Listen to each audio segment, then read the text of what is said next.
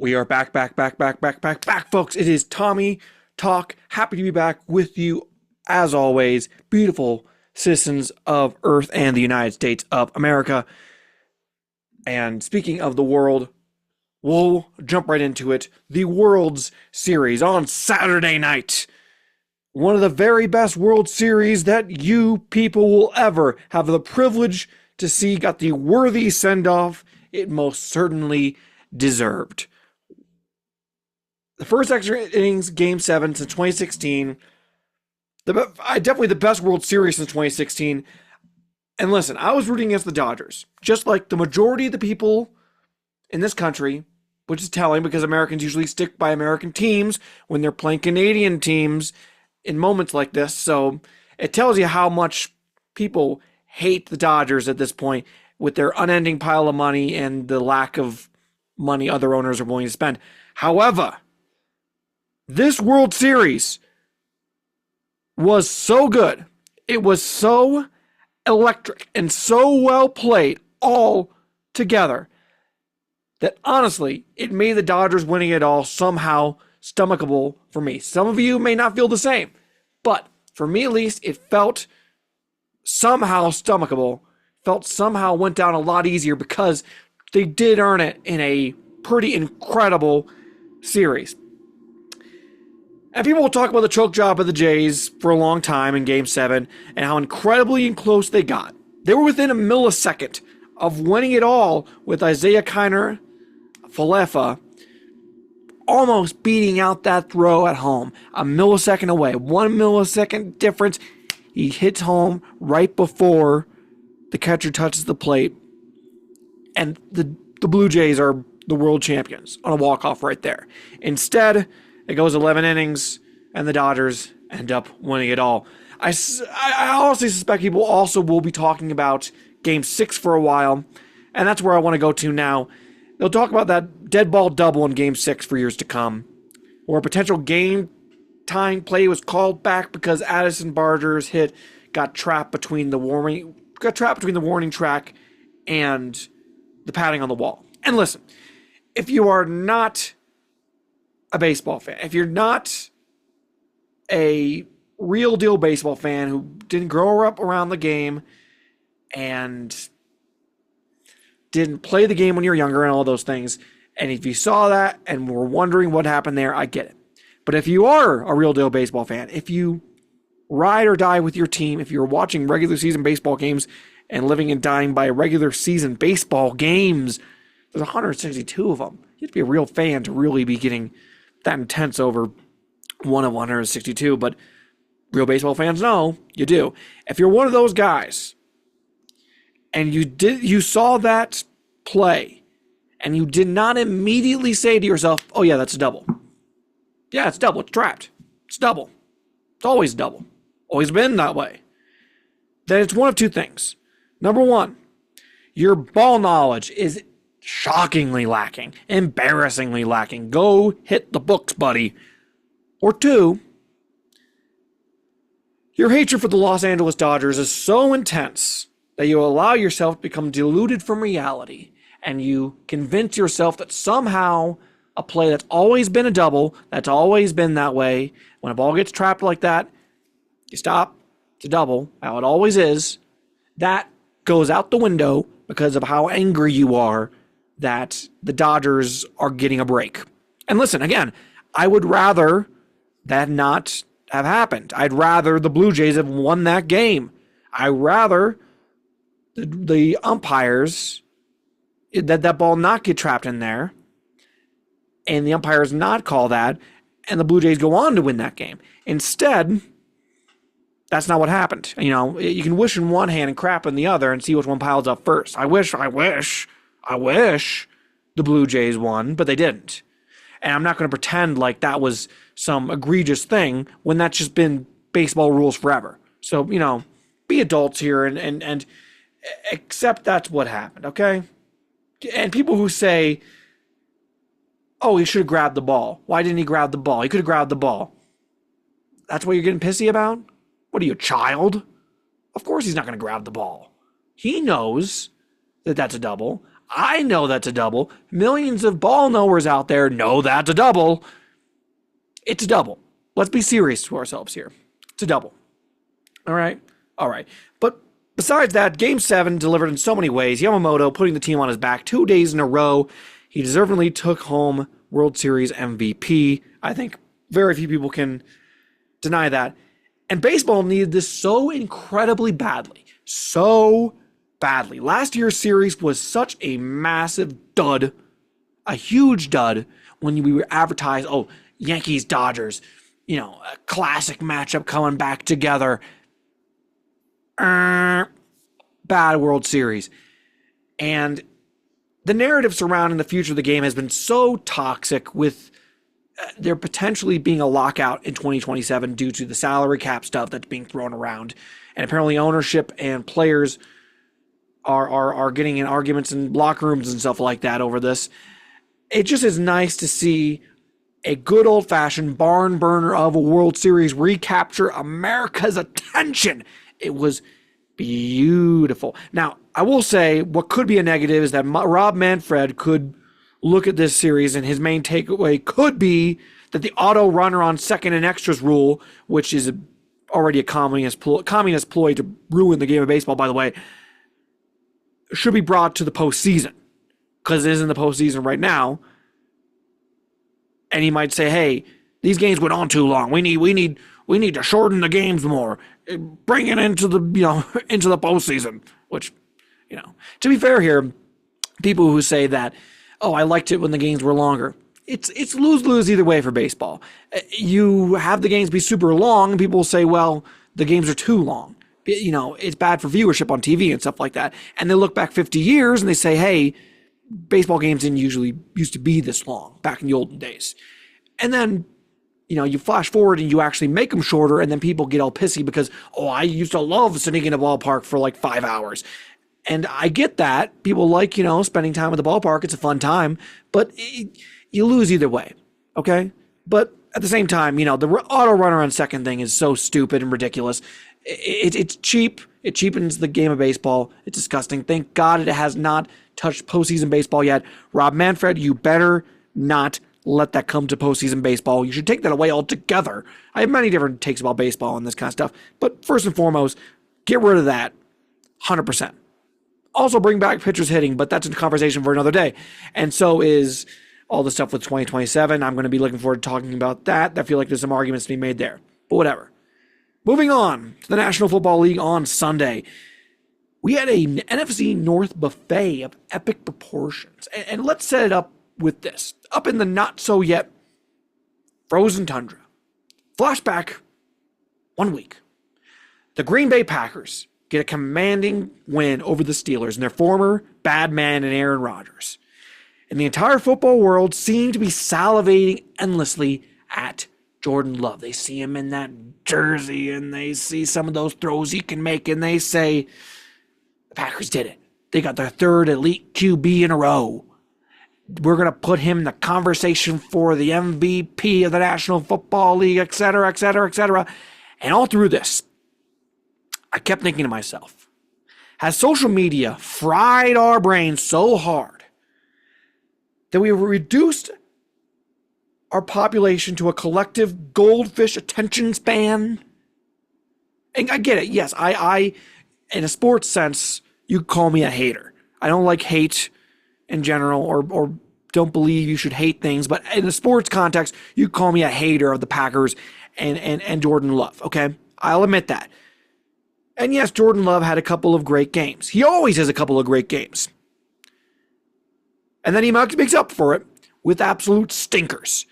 And this Sunday, truly like clockwork, stinkeroni, as the Green Bay Packers, a 13.5-point favorites, only scored 13 points and lost to the Carolina Panthers. And obviously, Matt LaFleur deserves a great deal of the blame with some of these losses the Packers have gone through. Unquestionably, he is the head coach after all, and I think there's some different things he could be doing better. But people have been going to such extents to not put this on Jordan Love that it's crazy. It is crazy town. There was a fourth down pass in the fourth quarter in the red zone that was so bad, so inconceivably boneheaded, so comically ridiculously putrid, that it's hard to imagine he did not intentionally throw it at the defender. And the only thing worse than the throw that he made was the fact that the defender did not pick that ball off. It was so insanely bad. Insanely bad. And it wasn't the only bad throw he had all game. And you could say, oh, you're just looking at one play or two plays or whatever. One play, two play, red fish, blue play. I'm looking at 13 points. I'm looking at a game where the Packers were supposed to bowl them over. And it didn't happen at all.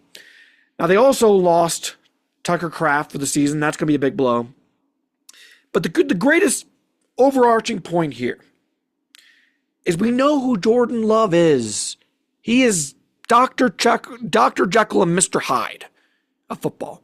One moment, you're falling in love, no pun intended, with him. If you're a fan of that team or a fan of good football, whatever, you know. He's been in this league for 3 years. He's been starting in this league for 3 years. He's been in the league since 2020.